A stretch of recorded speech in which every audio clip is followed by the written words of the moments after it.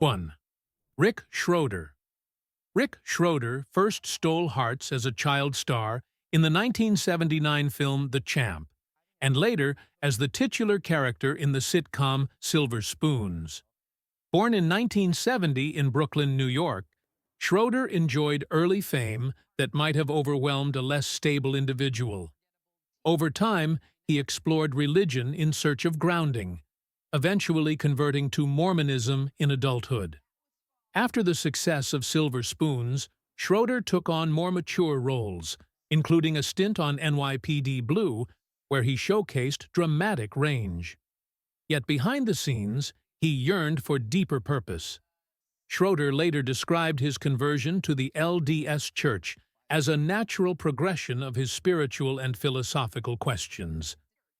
Mormon teachings about family unity, eternal progression, and moral responsibility resonated with him, providing a framework for a life that had been lived largely in the limelight. 2. Jane Clayson Johnson. Jane Clayson Johnson's name may not appear on vintage Hollywood marquees, but her visibility as a television journalist and anchor imbued her with a celebrity in her own right, particularly in American households. Born in 1967 in Salt Lake City, Utah, Johnson grew up in the heartland of Mormon culture, where her faith provided an early scaffolding for her aspirations in the media. Her academic pursuits took her through Brigham Young University, a private institution closely affiliated with the Church of Jesus Christ of Latter-day Saints.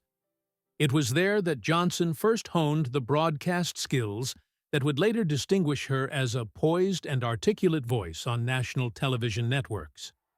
Eventually, her professionalism led her to high-profile roles at ABC News and CBS News, including co-hosting duties on The Early Show. She projected an image of composed confidence and kindness, traits often attributed to her LDS upbringing. Yet, what set Johnson apart in the fiercely competitive world of news was her willingness to emphasize empathy and humanity in her interviews.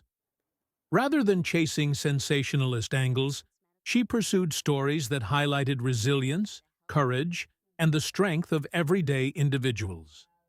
Even as she grappled with the demands of a high-stress industry, Johnson publicly spoke about how her faith centered her, reminding her that personal integrity was paramount, even when chasing the big story. Trechy Larry Scott. Larry Scott was known primarily for his feats in bodybuilding rather than for strutting down Hollywood red carpets. Yet in the 1960s and 70s, the rise of the health and fitness culture placed Scott under a spotlight that rivaled that of movie stars. Born in 1938 in Blackfoot, Idaho, he was raised in an LDS home that emphasized self-discipline. Standing just under 5 feet 8 inches, Scott wasn't the towering giant one might expect of a bodybuilding icon, but his physique and pioneering training techniques earned him the nickname The Legend. He captured the first-ever Mr. Olympia title in 1965 and defended it successfully in 1966, setting a standard for aesthetic balance and muscular development. Behind the spectacle of bulging biceps and rigorous dieting was a man shaped by a faith tradition that imbued him with humility and perseverance. While he moved to California to immerse himself in the budding fitness scene, Scott never lost the grounding influence of his Mormon upbringing. He often spoke about how the LDS emphasis on physical health aligned well with his goals. Many aspiring athletes looked up to him not just for his bodybuilding expertise, but also for the sense of moral fortitude he exuded. Scott was known for his personal warmth, approaching fans with genuine kindness and an eagerness to share workout tips. 4. Roy Rogers. Roy Rogers, famously dubbed the King of the Cowboys, typified the romantic Western hero for mid-20th century audiences. Born Leonard Sly in 1911 in Cincinnati, Ohio, he was raised in a religious home that valued wholesome living. As he rose to prominence with signature hits like Don't Fence Me In, His star persona blended rugged Western charm with an almost boyish innocence. In the 1930s and 1940s, Rogers's films presented him as the ultimate good guy. This persona carried into his off-screen life, where stories of his generosity circulated among fans and co-stars alike. Yet Hollywood's golden age also had its share of scandals and moral quandaries. Rogers, with the support of his devout wife Dale Evans, managed to maintain a squeaky clean reputation, one that many linked to the couple's spiritual dedication. Their relationship with the LDS Church was multifaceted.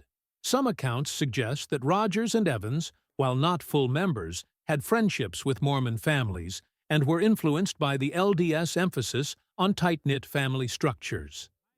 Their philanthropic endeavors, including support for charities benefiting children, paralleled the service ethic championed by the Church.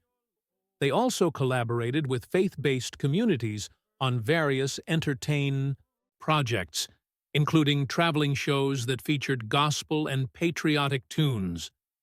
5. Dustin Lance Black. Dustin Lance Black stands as a prominent figure in modern cinema for his screenwriting achievements, most notably the Oscar-winning Milk. Born in 1974 in Sacramento, California, Black spent his formative years in a devout Mormon family in Texas, where church attendance and religious doctrine played a central role in his daily life. As he grappled with his own identity, Black felt both the sense of community the church could offer and the internal conflicts it sometimes ignited. Early on, he discovered his passion for storytelling through theater and film, eventually attending UCLA's School of Theater, Film, and Television. Although he stepped away from active participation in the LDS Church, the moral underpinnings of his upbringing remained.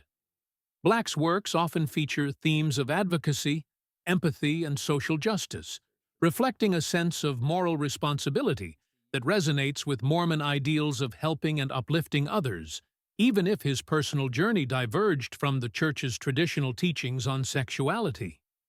When Milk, the biopic of openly gay politician Harvey Milk, earned Black an Academy Award for Best Original Screenplay, he used his acceptance speech to advocate for LGBTQ+ rights and to call for greater compassion across religious divides. This moment highlighted the tension he felt between the Mormon teachings he grew up with and the progressive ideals he championed in Hollywood. Over time, Black has become a well-known activist, lending his voice to campaigns aimed at ending bullying and promoting marriage equality. Kudos Ken Jennings. Ken Jennings may not wear movie star makeup or deliver monologues on the silver screen, but his celebrity status as Jeopardy! Champion makes him a pop culture figure every bit as recognizable as many Hollywood regulars. Born in 1974 in Edmonds, Washington, Jennings spent much of his childhood abroad, thanks to his father's work, yet he was raised in a devout Mormon household that emphasized education and critical thinking.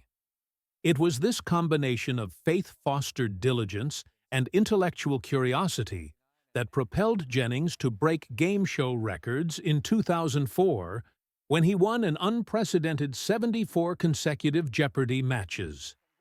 The winnings and the media frenzy that followed transformed him into an unlikely celebrity. Despite the sudden fame, Jennings remained rooted in the values he learned growing up: humility, a commitment to family, and an eagerness to share knowledge with others. Jennings often speaks openly about how his LDS background shaped his passion for learning. In a church culture that prizes scripture study, teaching, and regular discussion of spiritual and secular topics, Jennings found a ready-made environment that spurred him to question, explore, and memorize facts. While some might expect a devout individual to compartmentalize religious belief and trivial mastery, Jennings harmonized the two, seeing knowledge itself as a divine gift to be stewarded responsibly. 7th Wilford Brimley. Wilford Brimley was the embodiment of gruff warmth in film and television, renowned for roles in Cocoon, The Natural, and a host of commercials that made his folksy charm a staple of American pop culture. Born in 1934 in Salt Lake City, Utah, Brimley hailed from a Mormon background that shaped his early worldview long before he became a beloved character actor. Never one to mince words, Brimley projected a down-to-earth persona that resonated with audiences. His mustached countenance and straightforward style seemed tailor-made for salt-of-the-earth roles, ranchers, farmers, or the kindly neighbor next door. While Hollywood sometimes prizes glamour over authenticity, Brimley's refusal to adopt any pretense set him apart. He credited much of his unvarnished directness to his LDS upbringing, where honesty and family bonds were paramount. Though Brimley was not publicly vocal about the specifics of his faith, his personal ethics and commitment to friends and co-workers spoke volumes. Co-stars often recounted how he would mentor younger actors, offering them the kind of practical life advice that combined common sense with a sense of moral duty. Off-camera, he was deeply involved in the local communities where he lived, sometimes working with youth groups, including those affiliated with the church. 8th, Brandon Flowers. Brandon Flowers, frontman of the rock band The Killers, stands as an intriguing study in contrast. Born in 1981 in Henderson, Nevada, he was raised in a Mormon household where spiritual practices intermingled with the vibrant excesses of the Las Vegas backdrop. Even as a child, Flowers was torn between the neon allure of Sin City and the moral structure offered by his LDS faith. When The Killers exploded onto the music scene in the early 2000s with hits like Mr. Brightside and Somebody Told Me, Flowers became a rock star whose on-stage theatrics and potent vocals belied a conservative spiritual orientation. While many rock frontmen reveled in the industry's rebellious reputation, Flowers balanced this image with a quieter personal life that included church attendance and a focus on family. He has, on multiple occasions, described how the church community provides stability in a career fraught with late-night shows and non-stop touring. His creative output is laced with religious and philosophical undertones. Fans who dig into The Killers' discography find frequent nods to spiritual ideas, from questions about salvation to explorations of moral conscience. Flowers himself has been candid about how his faith and love for music coexist, with each feeding his sense of wonder about life's mysteries. 9. Kirby Heyborne. Kirby Heyborne might not be a household name for mainstream audiences, but within the realm of Mormon-themed cinema, he's a bona fide star. Born in 1976 in Evanston, Wyoming, Heyborne was raised in a devout LDS family where music, church activities, and community service were standard parts of life. This upbringing set the stage for his emergence as a key figure in the early 2000s wave of Mormon cinema, a genre that catered to Latter-day Saint values and audiences. After serving a 2-year mission, Heyborne returned to the United States and began pursuing acting and music. His breakout role came with The RM, a comedic look at the culture shock many missionaries experience when transitioning back to regular life. The film resonated strongly within the Mormon community, quickly making Heyborne a recognizable face. Over the years, he starred in various faith-based productions, including The Best 2 Years and Sons of Provo. In these roles, he projected a friendly, somewhat goofy charm.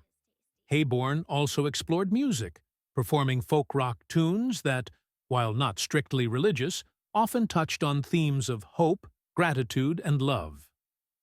10th, Donny Osmond. Donny Osmond has worn many hats throughout his career: teen idol, television personality, Broadway star, and dedicated family man. Born in 1957 in Ogden, Utah, Osmond was thrust into the spotlight almost as soon as he could talk, performing alongside his siblings in a family act that combined pop harmonies with wholesome entertainment. Their deep Mormon roots were no secret. In fact, their squeaky clean image became a defining characteristic, setting them apart from other bands of the era. At the height of his fame, Donny was the face of teenage adoration. Fans swooned over his boyish grin, and magazines covered every aspect of his personal life. Yet, behind the adulation was a young man who tried to stay true to the values instilled by his parents and the LDS Church. While some child stars succumbed to the pressures of Hollywood, Osmond leaned on his faith to maintain a level head, continuing church attendance and family traditions even when touring schedules were grueling. As he matured, Osmond pursued varied projects, from hosting the Donny and Marie variety show with his sister Marie, to starring in Andrew Lloyd Webber's musical Joseph and the amazing Technicolor Dreamcoat. Through it all, he never shied away from discussing his faith, often attributing his longevity in show business to the moral grounding it provided. Though he encountered challenges, Osmond consistently pointed to the LDS emphasis on perseverance, humility, and service as guiding lights. 11th, Marie Osmond. Marie Osmond has long been a multi-hyphenate entertainer, singer, actress, talk show host, and entrepreneur. Born in 1959 as the eighth of 9 Osmond siblings, she was immediately immersed in a family culture that blended music with robust Mormon values. Like Donny, she found fame early, scoring country hits, and later co-hosting the Donny and Marie show, all while balancing the pressures of public life and a desire to stay true to the faith that had underpinned her upbringing. Marie's career soared in the 1970s when her pop country crossover songs landed on the charts. Her wholesome image made her a darling of American television, and fans adored her vivacious personality. Yet life behind the scenes was far from unblemished. Marie confronted a series of personal trials, including struggles with postpartum depression and multiple divorces. Throughout these tribulations, she leaned on her faith, often mentioning in interviews how prayer and church support groups played a crucial role in her resilience. Her dedication to philanthropy echoes the LDS emphasis on service. She co-founded the Children's Miracle Network Hospitals, a charity focused on funding children's hospitals across North America. This initiative not only raised millions of dollars, but also allowed Marie to channel her celebrity into a cause that aligned with her beliefs about compassion and giving back. 12th, Patricia Arquette. Patricia Arquette comes from a family of actors, but stands out for her unique career trajectory, moving fluidly between indie films and mainstream Hollywood. Born in 1968 in Chicago, Illinois, Arquette is not typically associated with the LDS Church as a practicing member. However, she has discussed being raised in part with Mormon influences after her parents divorced, as her mother had Mormon heritage. This confluence of backgrounds created a spiritually eclectic upbringing, shaping her open-minded approach to faith and philosophy. Arquette's performances in films like True Romance, Boyhood, and the TV series Medium demonstrate her willingness to tackle complex, emotionally charged characters. She brings raw honesty to her roles, a trait that may connect back to her early exposure to multiple religious worldviews. While she ultimately chose a different path, her brush with Mormonism left her with respect for community, moral introspection, and the quest for deeper meaning. She's been vocal about social and political causes, including gender equality and environmental protection. Arquette's activism often reflects the moral imperative that many religions, Mormonism included, emphasize: the responsibility to create a better world.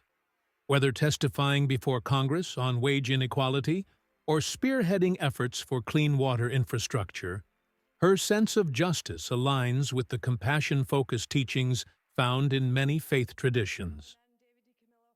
Tretonde, Gerald Lund. Gerald N. Lund is best known as an author in the realm of Latter-day Saint literature, but his works have also crossed into the broader entertainment world through adaptations and church-sponsored media. Born in 1939 in Fountain Green, Utah, Lund served a mission for the LDS Church as a young man, which cemented his love for scripture study and historical research. His magnum opus, The Work and the Glory series, fictionalizes early Mormon history through the eyes of a family living alongside key events in the founding of the church. These novels not only sold millions of copies, but were also adapted into film, reaching audiences beyond strictly religious circles. Lund's storytelling approach combines meticulous historical detail with spiritual themes, echoing how faith can intersect with popular culture. A longtime educator and religious scholar, Lund imbued his books with themes of family loyalty, divine purpose, and individual moral agency, all core tenets of Mormon belief. The success of his series led to major cinematic adaptations in the mid-2000s, which, though modest by Hollywood blockbuster standards, resonated strongly with LDS audiences. They provided an alternative cinematic experience for viewers seeking religiously uplifting content. Fjortende, Stewart Peterson. Stewart Peterson might not be a household name outside of niche Mormon cinema circles, but his portrayal of Billy Coleman in Where the Red Fern Grows cemented his status as a beloved child actor. Born in 1960 in Cokeville, Wyoming, Peterson was raised in a faithful LDS family, whose rural values aligned well with the heartfelt, pastoral setting of the film. Where the Red Fern Grows told the story of a boy and his hunting dogs, resonating with both religious and secular audiences for its themes of loyalty, love, and sacrifice. Following this success, Peterson took on roles in other faith-infused or family-friendly productions, including Against a Crooked Sky and Rivals. His earnest performances were partly a reflection of his own upbringing. In interviews, he spoke about how his parents instilled in him the importance of humility, prayer, and moral integrity, traits that made him a natural fit for wholesome roles. However, the swirling demands of show business clashed at times with the expectations of his rural, church-centered life. Peterson chose to step away from acting after a series of projects, opting for a more private existence. He maintained that the LDS principle of keeping family life at the forefront helped guide his decision, illustrating how fame need not be a lifelong pursuit if it contradicts one's personal or spiritual well-being. 15. Frank Nelson. Frank Nelson's voice was one of the most recognizable in mid-20th century American radio and television, even if his name remains less prominent than many co-stars. Born in 1911 in Colorado, Nelson ventured to California as a young man, where he embarked on a broadcasting career that would eventually intersect with iconic shows like The Jack Benny Program and I Love Lucy. Over time, rumors emerged connecting him to the LDS Church, hinting at a personal faith that supplemented his comedic talents. Nelson became known for his recurring comedic bit, greeting characters with an elongated "yees" that sent audiences roaring. The shtick made him a beloved figure, lending comedic flair to variety shows and situational comedies in their golden era. Yet beneath the laugh lines, colleagues noted Nelson's respectful demeanor and unwavering kindness. He approached the entertainment industry with a sense of decorum that contrasted sharply with the more raucous behavior of some of his contemporaries. Whether or not Nelson was a practicing member of the LDS Church throughout his life, The speculation is fueled by his consistent reputation for upright conduct and his ties to Mormon acquaintances. He was known to volunteer for community initiatives, sometimes working alongside church groups in charitable events. For him, the essence of spirituality seemed to manifest through generosity. 16th, Mack Swain. Mack Swain was a towering figure in the silent film era, most notably starring alongside Charlie Chaplin in classics such as The Gold Rush. Born in 1876, some records suggest he was raised with ties to the Mormon faith, though details remain sparse. What is evident is that Swain's on-screen persona often melded the slapstick humor of early Hollywood with a certain wholesome earnestness that charmed global audiences at a time when films had no spoken dialogue. Swain was a large man with an expressive face, making him a natural for comedic roles. He frequently portrayed lumbering yet lovable characters who found themselves caught in ludicrous scenarios.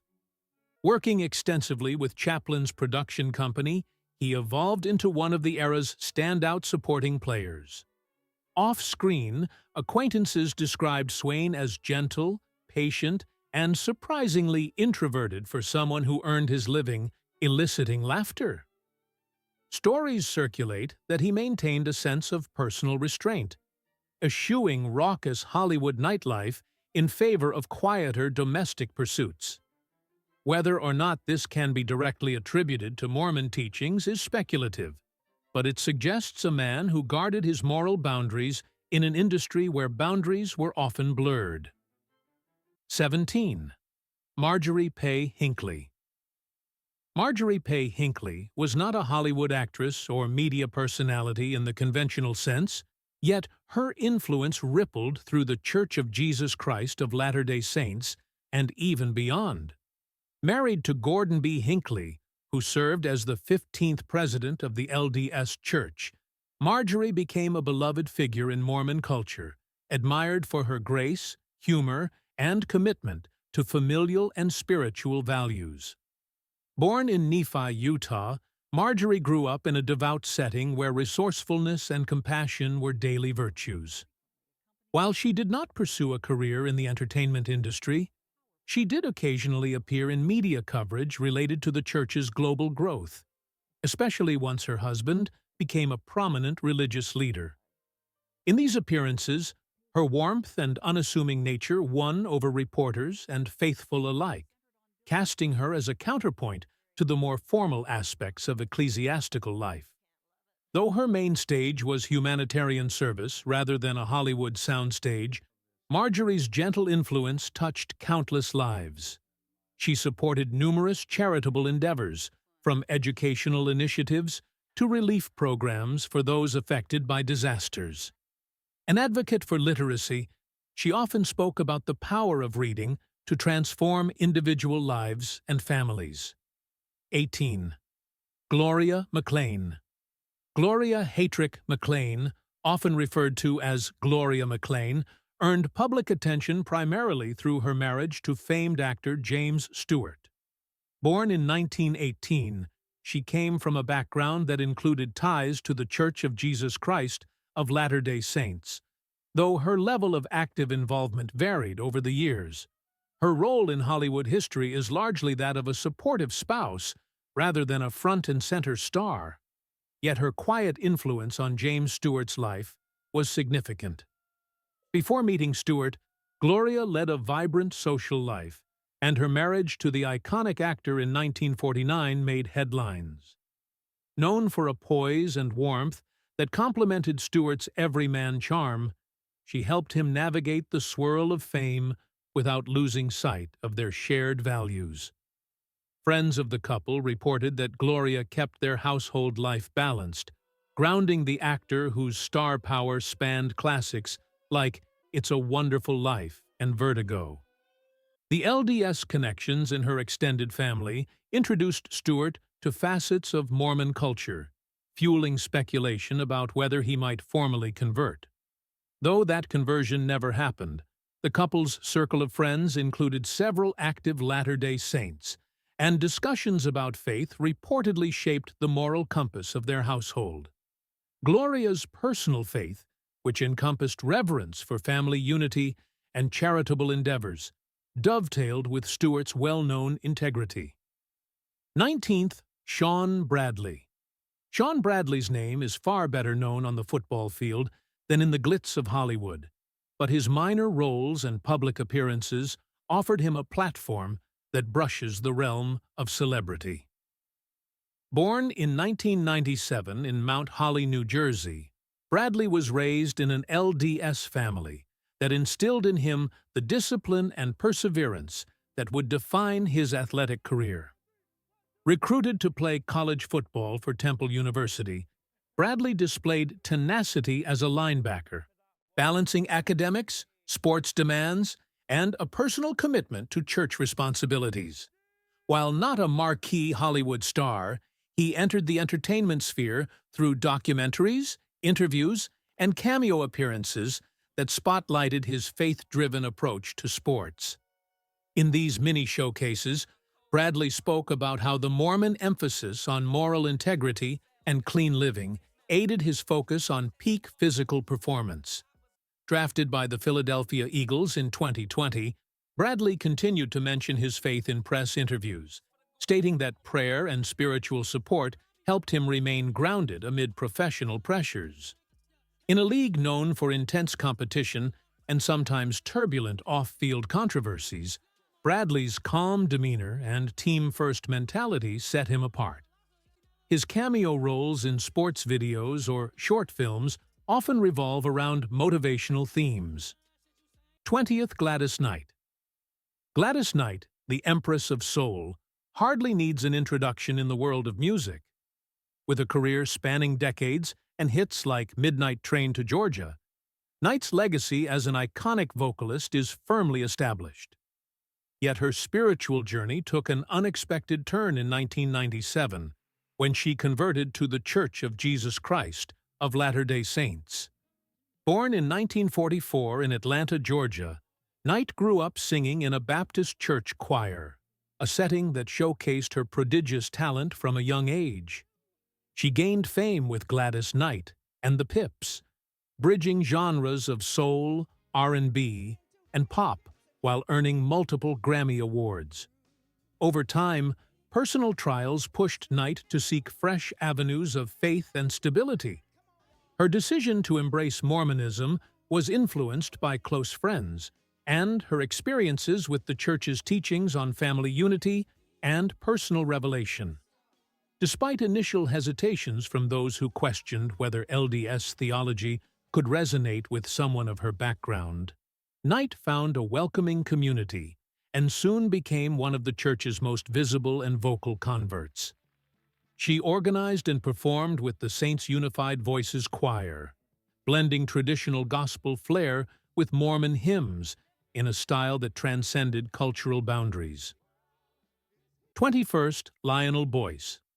Lionel Boyce is best known for his work as an actor, writer, and producer, particularly in comedic circles that have gained traction in the digital media era.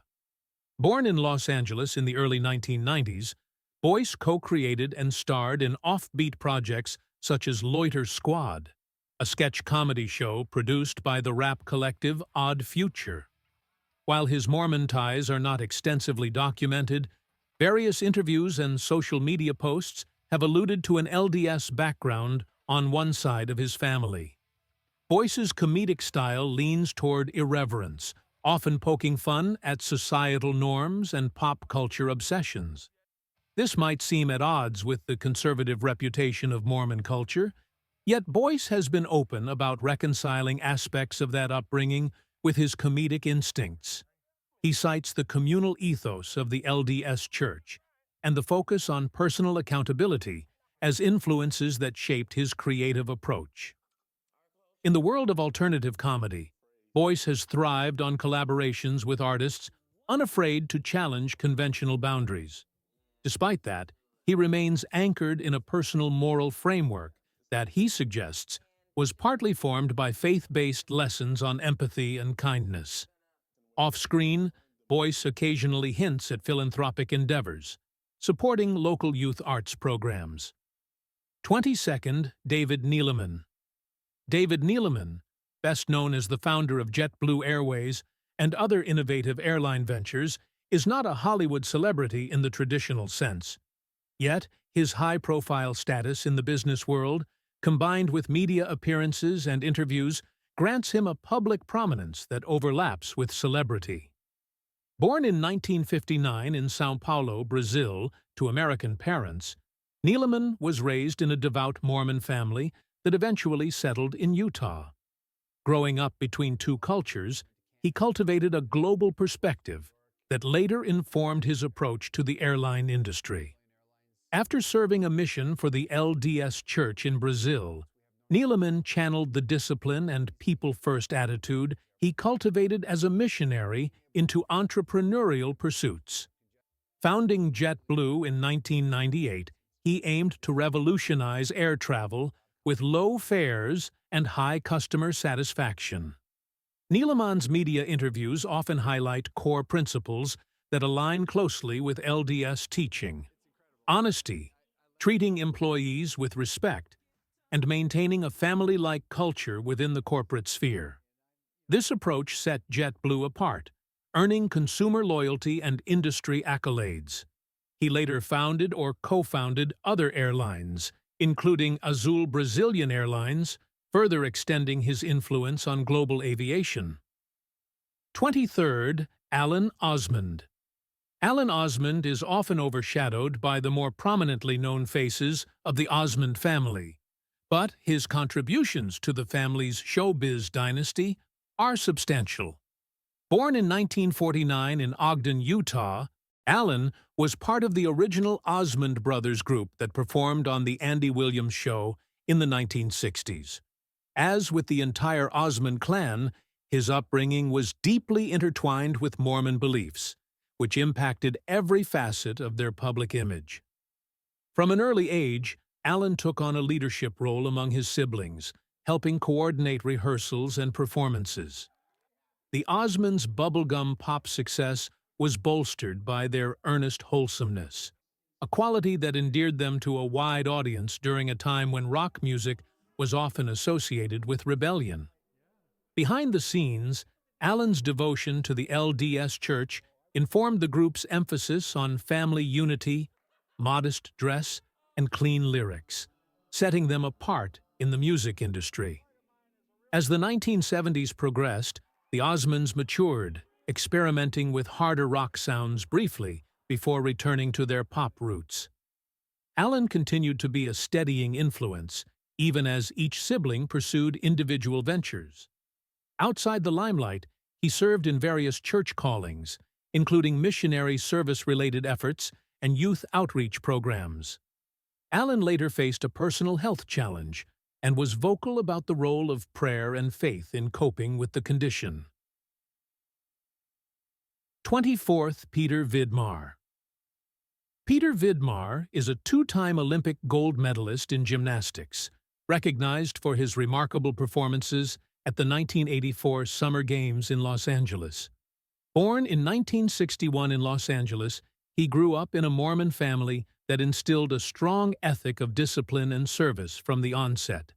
As he vaulted into the public eye with his athletic achievements, Vidmar found himself bridging the gap between the sports world and media, making cameo appearances and serving as a sports commentator. Throughout his gymnastics career, Vidmar was known for his meticulous attention to detail, unrelenting training schedule, and calm under pressure. While fellow athletes might celebrate victories with late-night revelry, Vidmar maintained a balanced lifestyle, avoiding alcohol and other substances discouraged by his faith. His approach earned respect from teammates and coaches alike, underscoring the idea that moral convictions can coexist with competitive excellence.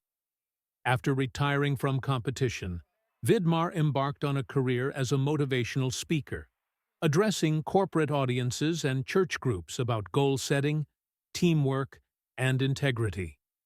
He frequently touches on the synergy between spiritual ideals and athletic aspirations, discussing how belief in a higher purpose can elevate an athlete's mindset. Vidmar also took on roles with the U.S., the Olympic Committee, and other sports organizations, further extending his influence in ways that showcased his leadership rooted in moral values.